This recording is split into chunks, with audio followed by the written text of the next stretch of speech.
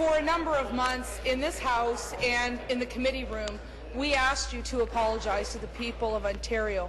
And only last night, when you decided to seek absolution from a taxpayer-funded journalist, did you offer that? Did your apology for the Liberal seat-saving plan that cost Ontario families hundreds of millions of dollars for thwarting democracy include saying sorry for co-chairing the Liberal campaign team that made the crass political decision to cost taxpayer dollars? Did it include you signing a memorandum to Cabinet that you either did not understand or chose to withhold from the public? Are you sorry for not telling Ontarians that you knew the true costs were higher than $40 million? Are you sorry that you were hiding from calling the PC confidence motion, or was your Steve Paikin climb down a PR stunt?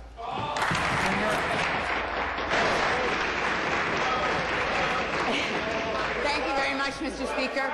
So I've answered a lot of the issues that the member opposite raised. I went to committee. I answered all the questions that were asked of me, Mr. Speaker. And, you know, again, the member opposite is one of her voice is one of the voices that has been calling for a taking of personal responsibility. And I did that last night, Mr. Speaker. I made it clear that I take personal responsibility, that I'm sorry about the mistakes that our government made, Mr. Speaker. And we have said that there were mistakes made. We have said that the process was not what it should have been, and that those gas plants should not have been located where they were in the first place. We need a process going forward that will make sure that doesn't happen again, Mr. Speaker, and that is what I apologized for last night.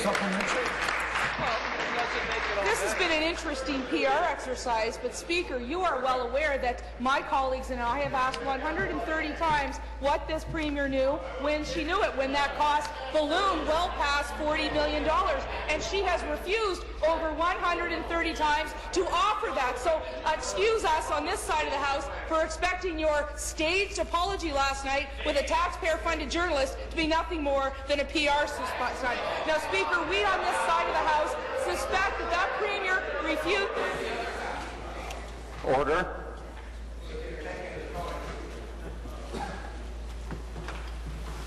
Finish, please. I think I touched a nerve, Speaker, but I suspect she refuses to acknowledge what she knew and when she knew it, because she will be held in contempt of Parliament if she is. Isn't it true, Premier, that your Minister of Training, Colleges and Universities, come to order. Attention away from this scandal. And Speaker and Premier, if you were truly sorry for scamming Ontarians out of hundreds of millions of dollars, would you call? Thank you.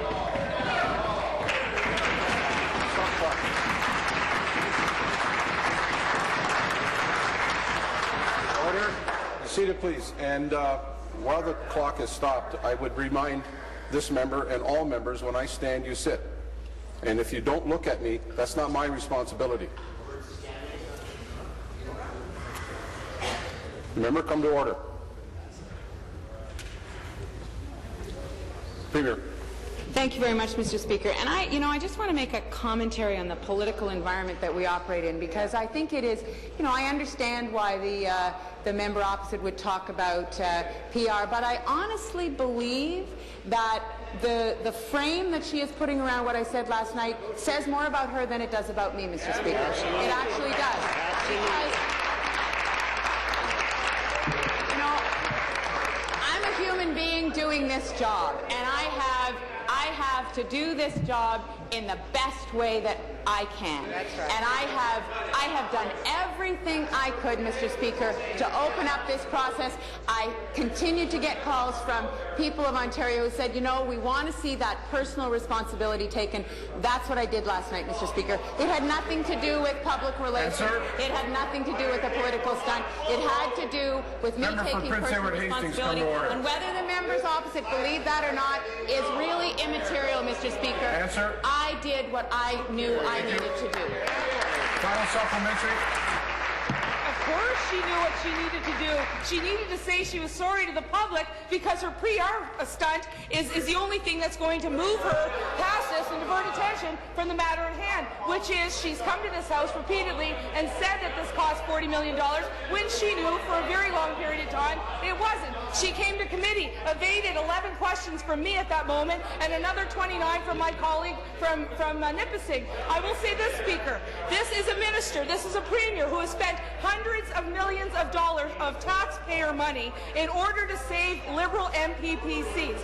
She decided to go to a taxpayer-funded journalist last night with a script to stage a PR campaign so she could distract the public from telling the truth. If she's saying sorry really means what she did was wrong, she would know that she needs to call the Ontario PC contempt motion to the floor of this House, not only for debate, but for a vote, and further, Speaker, that she should bring a judicial inquiry. Be seated, please.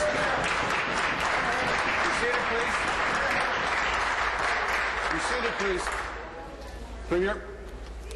Well, I think we should come to the defense of Steve Paikin over here, actually, and TV Ontario. I think TV Ontario is a terrific institution, Mr. Speaker. But quite apart from that, let me just talk about the confidence motion.